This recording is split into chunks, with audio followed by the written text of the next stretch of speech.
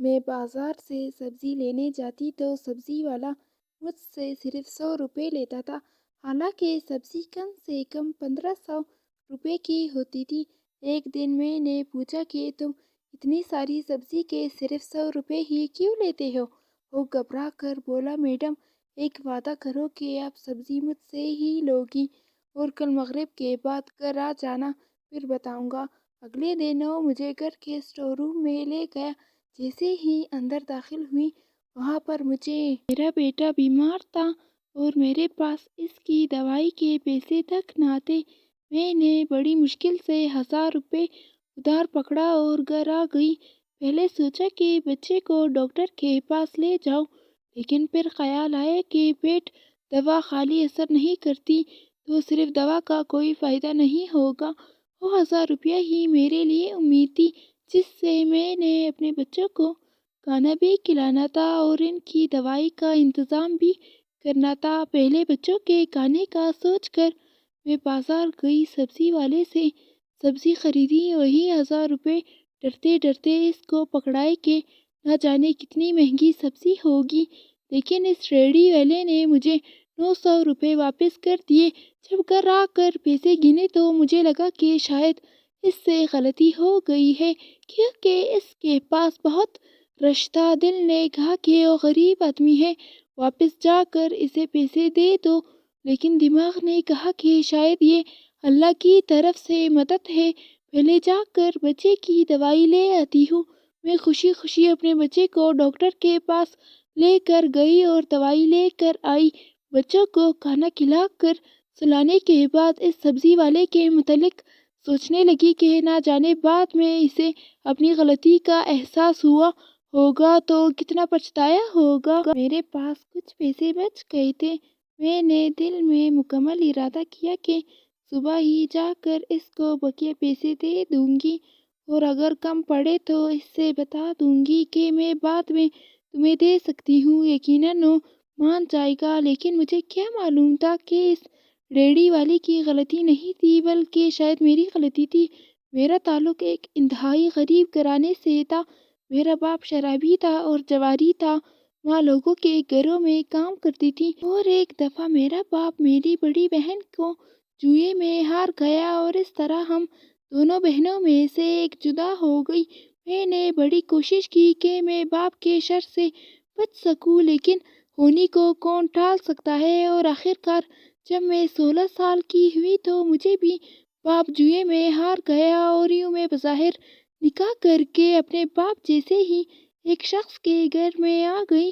اب میں بھی اپنی ماں کی طرح لوگوں کے گھروں میں کام کرتی تھی اور اپنی محنت کی کمائی اپنے جواری شوہر کے ہاتھوں سے محفوظ رکھنے کے لیے طرح طرح کے جتن کرتی تھی، لیکن وہ پھر بھی اکثر ہی میری کمائی مجھ سے چھین کر لے جایا کرتا تھا۔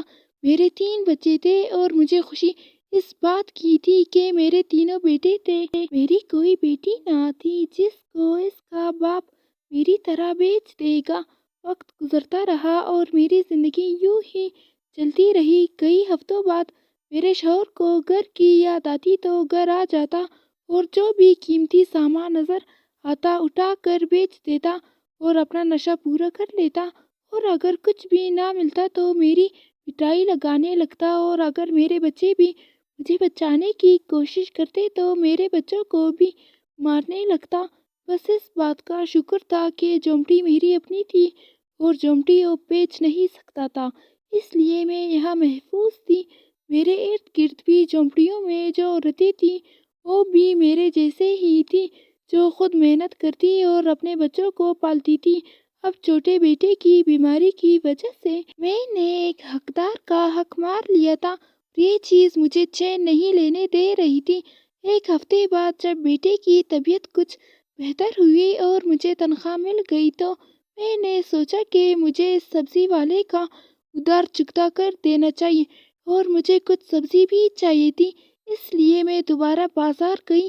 سبزی والے نے مجھے دیکھ کر بھی اندیکھا کر دیا اور باقی گاہکوں کو سامان دینے لگا۔ مجھے اس رویے پر حیرت ہوئی کہ شاید وہ اس لیے مجھے دیکھا کر اندیکھا کر رہا ہے کہ سب سے فارغ ہو کر مجھ سے باس پرس کرے، کیونکہ میں نے تو اس کے پچھلے پیسے بھی دینے ہیں، لیکن میں پیسے دینے کی نیت سے ہی آئی تھی، اس لیے چپ چاپ کھڑی رہی۔ سارے گاہکوں کو نپٹانے کے بعد وہ میری طرف متوجہ ہوا اور میں نے اسے بتایا کہ پچھلی دفعہ اس نے غلطی سے مجھے زیادہ رقم واپس کر دی تھی، لیکن اس نے میری بات انسنی کر دی اور پوچھنے لگا کہ ابھی کیا کیا چاہیے۔ میں نے مختلف سبزیوں کے بارے میں بتایا اور وہ تولنے لگ گیا۔ سبزیاں تولنے کے بعد میں نے پوچھا کتنے پیسے ہوئے تو وہ میرے منہ کی طرف دیکھنے لگ گیا اور آخر پر جو اس نے کہا کہ مجھے حیرت کا جھٹکا لگا۔ اس نے مجھ سے صرف 100 روپے مانگے۔ مجھے لگا کہ غلط فہمی ہوئی ہے، اس لیے میں نے 1000 کا نوٹ نکال کر دیا، لیکن اس نے 100 روپیہ ہی کاٹ کر باقی کے 900 روپے میرے ہاتھ پر رکھ دیے۔ جب میں نے اسے کہا کہ سبزی تو بہت مہنگی ہے تو اس نے میری بات انسنی کی اور دوسرے گاہک کی طرف متوجہ ہو گیا۔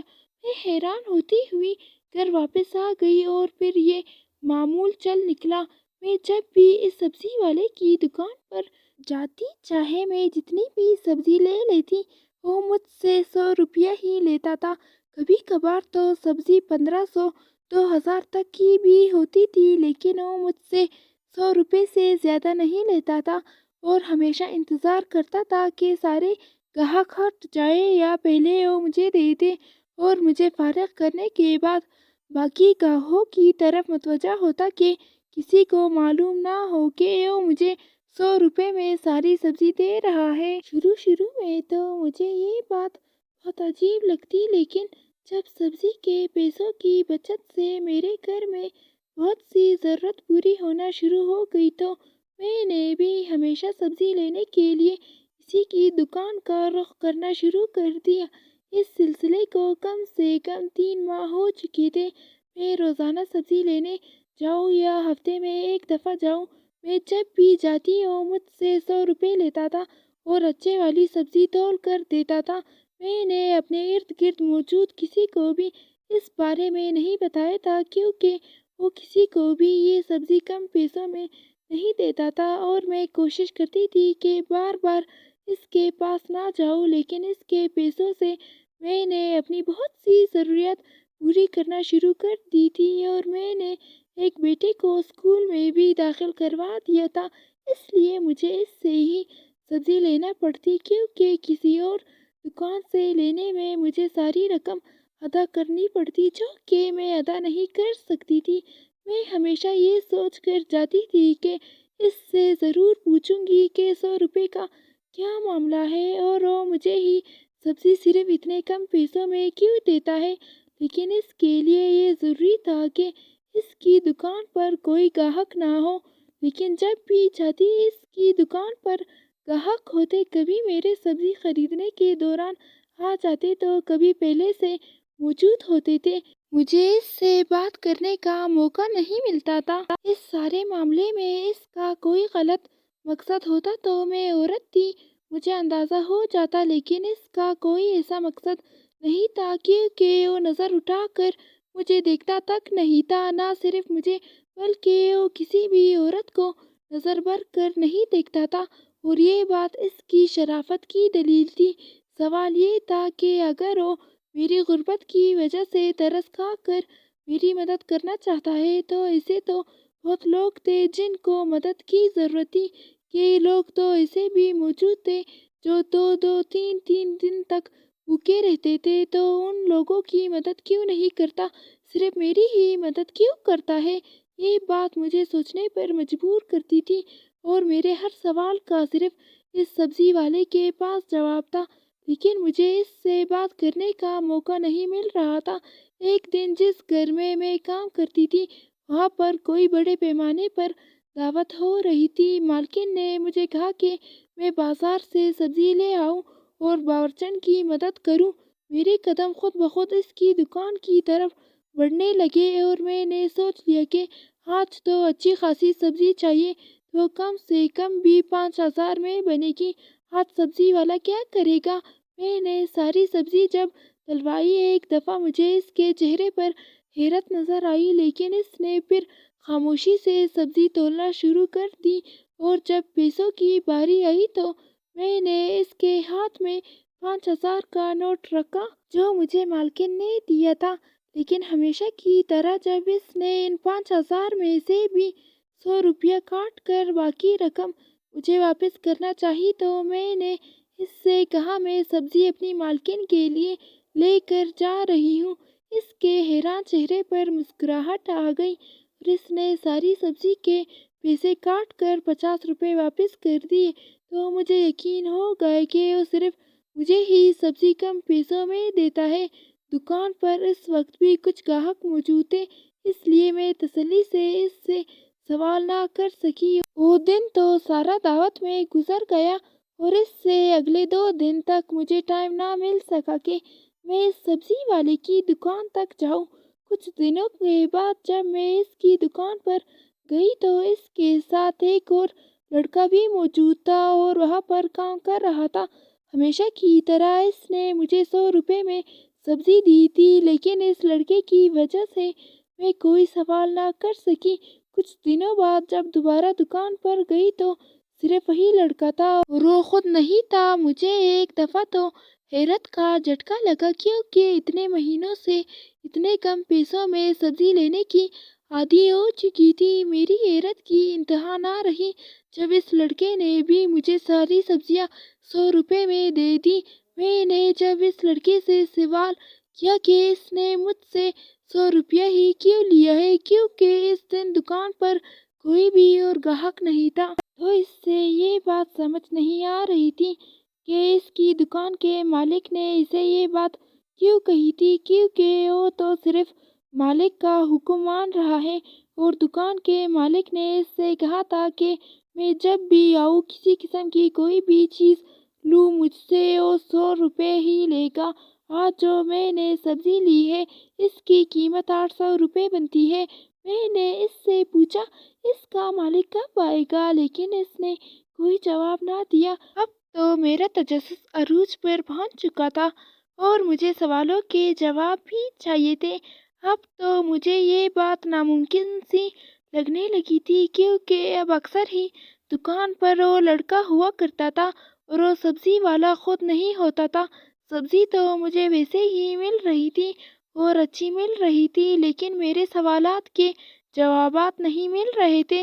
اس دوران یہ ہوا تھا کہ میرے دونوں بڑے بیٹے اسکول جانا شروع ہو گئے تھے اور مجھے اچھے مستقبل کی امید نظر آنا شروع ہو گئی تھی، اور یہ سب کچھ اس کم قیمت سبزی کی وجہ سے ممکن ہوا تھا کیونکہ اس سے پہلے تو میں صرف بچوں کے 2 وقت کا کھانا پورا کرنے کے متعلق سوچتی رہتی تھی، لیکن جب میرے پاس بچت کے کچھ پیسے آنا شروع ہوئے تو میں ان کی تعلیم و تربیت کے متعلق بھی سوچا اور اب مجھے کوئی امید نظر آ رہی تھی کہ شاید پڑھ لکھ کر میرے بچے کسی مقام تک پہنچ جائیں گے اور شاید میری ذلت بھری زندگی ختم ہو جائے گی۔ جب یہ سلسلہ چل نکلا تو میں زیادہ پڑھی لکھی تو نہ تھی، لیکن اردو کسی حد تک پڑھ لکھ لیا کرتی تھی، اس لیے اپنے طور پر میں نے سبزی کا حساب لکھنا شروع کر دیا، اور وہ اس لیے کہ دل میں یہی خیال تھا کہ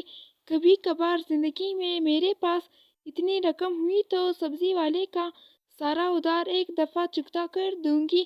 سبزی والے کا یہ راز میں نے اپنے بچوں کو بھی نہیں بتایا تھا کیونکہ بچے بات کرتے ہوئے شاید اپنے ہم مکتب دوستوں سے کسی سے بھی بات کر دیتے اور میرے لیے مسائل کھڑے ہو سکتے تھے، کیونکہ سب سے پہلی بات میرے کردار پر آئی تھی اور میں غریب ضرور تھی لیکن بد کردار نہ تھی۔ لیکن یہ بات تو کوئی نہیں سمجھتا اور سب نے مجھ سے سوال کرنا تھا کہ وہ اتنی کم رقم میں تمہیں سبزی کیوں دیتا ہے۔ اس سارے معاملے کو تقریباً 7 سے 8 ماہ ہو چکے تھے اور ابھی تک میں اس بندے سے سوال نہیں کر سکی تھی، اور آخرکار ایک دن مجھے موقع مل ہی گیا۔ میں شام کو دیر سے کام سے فارغ ہوئی اس لیے سبزی لینے دیر سے گئی۔ اس وقت دکان پر سبزی والا خود تھا، وہ دوسرا لڑکا بھی نہیں تھا اور کوئی گاہک بھی نہیں تھا۔ میں نے جاتے جاتے ساتھ فوراً ہی سوال کر لیا کہ تم یہ سبزی مجھے 100 रुपए में ही क्यों देते हो, बाकी सबको क्यों नहीं देते? और इसकी वजह ही क्या है कि तुम मेरी इस तरीके से मदद कर रहे हो? इसने मुझे कहा कि मुझे सिर्फ ये बताओ कि क्या इस वजह से तुम्हारी किसी किस्म की मदद हो सकती है?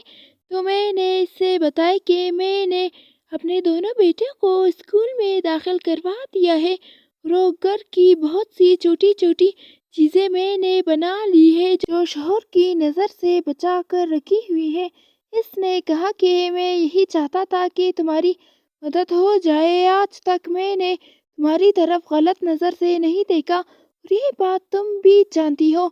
मेरा मकसद सिर्फ तुम्हारी मदद करना था, लेकिन मेरा सवाल तो कुछ और ही था कि अगर वो मदद ही करना चाहता था तो यहाँ बहुत से लोग हैं जिनको मदद की ज़रूरत है, क्योंकि जिस जगह पर इसकी दुकान थी इसके इर्द गिर्द हम झोंपड़ी वाले ही रहते थे। वहाँ तो सभी गरीब लोग थे, तो मेरी ही मदद क्यों करता है? जब ये सवाल मैंने इससे कहा तो घबरा गया और कहने लगा कि आपके सवाल का जवाब तो है, लेकिन मैं देना नहीं चाहता। मैंने जब इससे इसरार किया कि वो सवाल का जवाब दे, दूसरी सूरत में इसकी दुकान से सब्जी नहीं लिया करूँगी, तो वो ज़्यादा परेशान हो गया।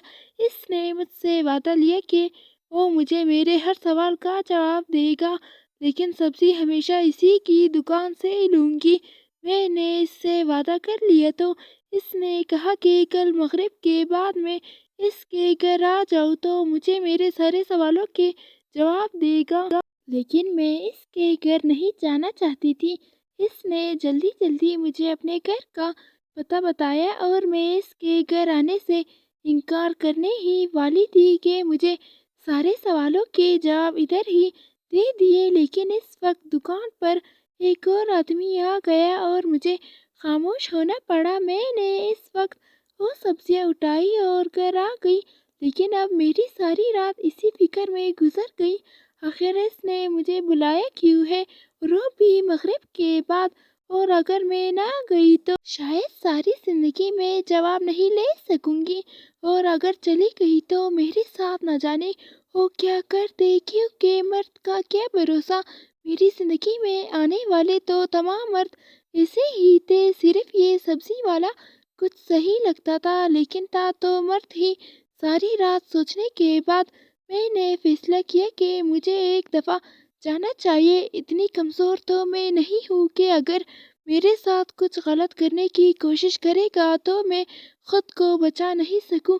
अब मुझे शिद्दत से मगरिब होने का इंतज़ार था। मैं जल्दी काम से वापस आ गई और छोटे बेटे को अपने दोनों बेटों के पास छोड़ा और इनको सख्ती से हिदायत की कि झोंपड़ी से बाहर मत जाना, और मैं थोड़ी देर में ही एक ज़रूरी काम से वापस आ रही हूँ। मैंने कमीज़ के बाजू में एक छोटी चूड़ी छुपाई और घर की तरफ चल दी, और चूड़ी इसलिए मैंने रखी थी कि मैं इससे अपना दिफा कर सकूं अगर ज़रूरत पड़े। तो जैसे जैसे मेरे कदम इस घर की तरफ जा रहे थे, मेरा दिल तेजी से धड़क रहा था। इस घर के दरवाजे पर पहुंचकर एक दफ़ा तो दिल किया कि पलट जाऊं, जो जैसे चल रहा है वैसे चलने दो। मुझे क्या ज़रूरत है सवाल करने की? मेरी ज़रूरतें पूरी हो रही है, मेरे बच्चों को खाना मिल रहा है, इनको अच्छी तालीम मिल रही है, और मेरे घर की ज़रूरियात भी पूरी हो रही है। मुझे इस राज को राज ही रहने देना चाहिए, लेकिन मेरे अंदर का तजस्सुस मुझे सुकून नहीं लेने दे रहा था, और बार बार मेरे अंदर ये तहरीक पैदा हो रही थी कि एक दफ़ा मुझे अंदर जाकर देखना ज़रूर चाहिए। इसके बाद मैंने दरवाजे पर दस्तक दे दी। दस्तक देने के बाद मेरा फैसला गलत लगने लगा। इससे पहले कि मैं यहीं से पलट जाती, दरवाज़ा खुल गया और मुझे दरवाजे पर सब्जी वाले की शक्ल नज़र आई। मुझे दरवाजे पे खड़ा देखकर इसके चेहरे पर मुझे मुस्कुराहट नज़र आने लगी और इसने मुझे अंदर आने के लिए कहा। अब जब यहाँ तक आ ही गई थी तो आगे भी मुझे हिम्मत करना थी। मैंने डरते डरते घर के अंदर कदम रखा और बाजू के अंदर छुपी हुई छुरी पर अपनी गिरफ्त मजबूत कर ली। जब इसने डरते हुए देखा तो कहने लगा कि तुम्हें डरने की ज़रूरत नहीं है, तुम मेरे پیچھے پیچھے آ جاؤ تو تمہیں تمہارے سامنے سوالوں کے جواب مل جائیں گے۔ میں نے دیکھا کہ اس کے گھر میں اور کوئی بھی نہیں تھا اور یہ بات مجھے مزید خوفزدہ کر رہی تھی۔ چلتے چلتے وہ ایک دروازے تک پہنچا۔ وہ کمرہ کسی اسٹور روم کی طرح لگ رہا تھا۔ اس نے جیسے ہی کمرے کا دروازہ کھولا اور مجھے اندر آنے کے لیے کہا، میں نے چوری کے دستے پر اپنی گرفت مضبوط کی اور اندر قدم بڑھائے۔ اندر داخل ہو کر اس نے فوراً سے لائٹ جلائی اور روشنی ہوتے ہی جس پر میری نظر پڑی تو میں ساکت ہو گئی۔ مجھے یوں لگا کہ جیسے کمرے کی چھت میرے سر پر آ گئی ہو۔ جب میرے شوہر کے ہاتھوں مجھے میرے باپ نے فروخت کیا تھا، اس کے بعد سے میرا اپنے ماں باپ سے کوئی رابطہ نہیں تھا۔ مجھے معلوم نہیں تھا کہ میری بہن یا میرے ماں باپ کس حال میں ہیں، اور میں نے تو سمجھ لیا تھا کہ وہ میرے لیے مر چکے ہیں اور کبھی بھول کر بھی ان کے بارے میں نہیں سوچا تھا۔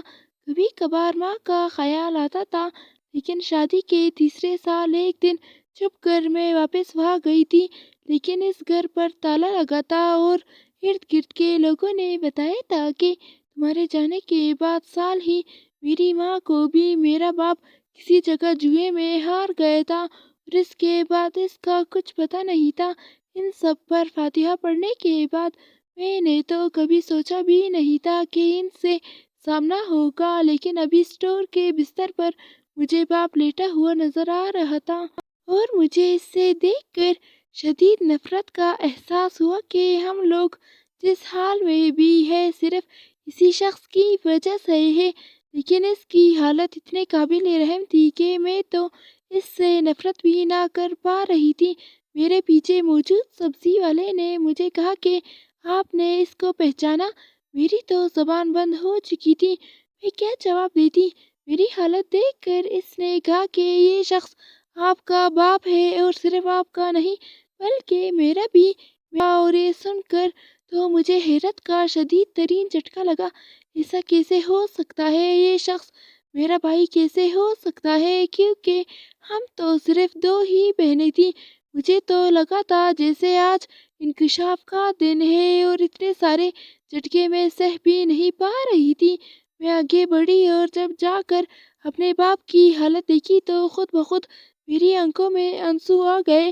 اس کو فالج کا اٹیک ہوا تھا اور وہ زبان سے بول بھی نہیں پا رہے تھے، ہاتھ بھی نہیں ہلا سکتے تھے، صرف مجھے دیکھ کر رو رہے تھے۔ میں نے اس سبزی والے سے جو میرا بھائی تھا اس سے پوچھا کہ یہ سب کیا ہے؟ تم میرے بھائی کیسے ہو سکتے ہو؟ ہم تو دو بہنیں تھیں اور پھر یہ تمہارے پاس کیسے؟ اس نے مجھے بتایا کہ میری شادی کے ایک سال بعد ہی میری ماں کو یہ ایک جوئے میں ہار گئے تھے، لیکن ہمیں جوئے میں ہارنے سے پہلے انہوں نے خود ایک عورت کو جوئے میں جیت لیا تھا، جسے اپنے گھر تو نہ لے کر آئے تھے، ایک اور جگہ رکھا تھا، اور سبزی والا اسی عورت میں سے ہو گئی اور خدا کی رکوت دے کر جس کی کمی تھی وہ میرا بھائی تھا، اس کو جنم دیتے ہوئے وہ عورت فوت ہو گئی اور خدا کی قدرت دیکھیے کہ وہ جس کی بہن تھی اسی کے ہاتھوں میری ماں کا دوبارہ نکاح ہوا، یعنی اسی کے ہاتھوں پہ میرے باپ نے میری ماں کو ہارا تھا۔ اس طرح میری ماں نے ہی اس کی پرورش کی ہے اور اچھے برے کی ہر قسم کی سیکھ دی ہے۔ جب وہ کچھ سمجھدار ہوا تو انہوں نے اس کو ساری بات بتائی تاکہ یہ آئندہ اپنے باپ کے نقش قدم پر نہ چلے، اور 2 سال پہلے ہی ہماری ماں کا انتقال ہو چکا ہے۔ اور جب یہ کچھ بڑا ہوا تو اس نے اپنی بڑی بہن کے بارے میں معلومات حاصل کرنے کی کوشش کی تو معلوم ہوا کہ وہ تو شادی کے ایک سال بعد ہی بچے کو جنم دیتے ہوئے فوت ہو گئی تھی، اور اس کے ساتھ ہی اس کا بچہ بھی فوت ہو گیا تھا۔ اب اس دنیا میں اس کے رشتہ دار ہی تھی، بہن کی صورت میں ایک باپ کی صورت میں۔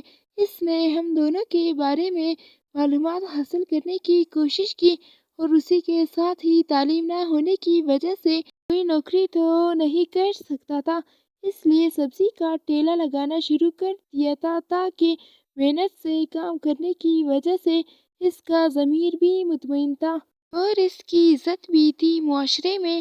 ایک دن اس کو باپ ملا اور باپ جس حالت میں اس کو ملا اس سے ترس آ گیا اور وہ اپنے گھر لے آیا، اور اب باپ کی خدمت ہی کے لیے اس نے دکان پر لڑکا رکھا ہوا ہے، کیونکہ وہ خود نہیں کھا سکتے ہیں۔ اور وہ میرے بارے میں اس نے معلومات حاصل کی تو میری حالت کے بارے میں جان کر اسے شدید دکھ ہوا، اس لیے اس نے اپنے طور پر میری مدد کرنے کی کوشش کی، اور 100 روپیہ بھی وہ اس لیے لیتا تاکہ میری خودداری متاثر نہ ہو، کیونکہ اگر مجھے مفت دیتا تو شاید میں دوسرے دن واپس بھی نہ آتی، کیونکہ شروع میں سمجھتی رہی کہ اس سے غلطی ہوتی رہی ہے اور وہ مجھے زیادہ پیسے دے رہا ہے، لیکن جب ان پیسوں سے میرے گھر کی ضروریات پوری ہونا شروع ہوئی تو خود ہی اس کی دکان پر آنے لگی، اور وہ جان بوجھ کر میرے کسی سوال کا جواب نہیں دیتا تھا، اور یہ غریب بھائی کی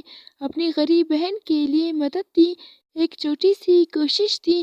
یہ سب سن کر میں روئی جا رہی تھی اور دل ہی دل میں خدا کا شکر ادا کر رہی تھی کہ خدا نے مجھے اگر شوہر اور باپ کی صورت میں اچھے انسان نہیں دیے تو بھائی کی صورت میں اچھے انسان نہیں دیے تو بھائی کی صورت میں ایک اچھا انسان دے دیا، اور دل ہی دل میں عزم کر رہی تھی کہ ان تینوں بیٹوں کو صحیح راستے پر چلاؤں گی، تعلیم کے ساتھ ساتھ ان کی اخلاقی تربیت خود کروں گی، جس پر اس سے پہلے میں نے شاید کبھی دھیان نہیں دیا تھا، اور اس کے ساتھ ہی میں نے کھلے دل سے اپنے باپ کو معاف کر دیا، کیونکہ جو کچھ اس نے ہمارے ساتھ کیا تھا اس کا عذاب وہ زندگی میں ہی بھگت رہا تھا، اور آخرت میں خدا اس سے خود حساب لے لینا تھا، اور اپنی ماں کی طرف سے بھی اس شخص کو تو میں نے معاف کر دیا، اور اپنے بھائی سے وعدہ کیا کہ میں آتی جاتی رہوں گی اور اس بات کا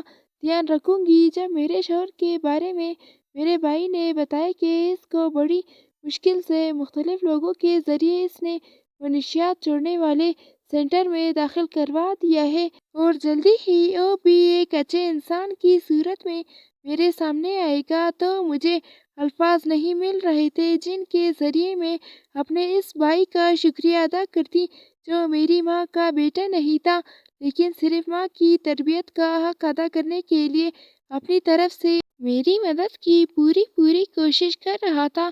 سچ کہتے ہیں تربیت خون سے بھی